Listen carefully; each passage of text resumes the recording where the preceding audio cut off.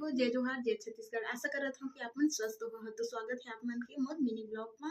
तो संगवारी हो, अभी शाम हो गई है तो मैं बनात हूँ शाम के नाश्ता। चलो बतात हूँ। अभी मैं बनावत हूँ स्वीट कॉर्न चाट। तो देख सकत हो संगवारी हो, ये दे मतलब छिल करा के नीच हुआ के रख डाले हम। और ये में डालत हूँ मैं टमाटर, धनिया, हरा मिर्चा, ये सब ले दे मिक्स कर देवत हूँ। और ये में डालत हूँ मैं अभी ये आधा चम्मच का सेंधा नमक, दे सेंधा नमक डाले हूँ। फिर डालत हूँ मैं एमा चाट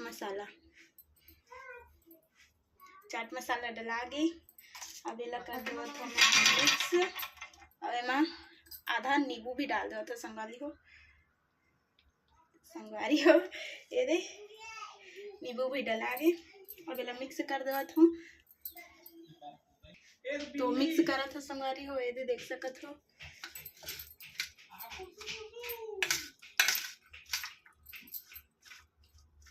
हो गया अभी पूरा बढ़िया से मिक्स।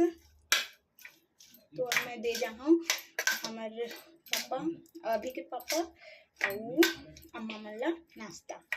तो संगवारी हो बने रहो हमारे ब्लॉग में। तो संगवारी हो मैं बना डाले हैं दे स्वीट कॉर्न चाट। अब सब कोई ला दे जावत हो।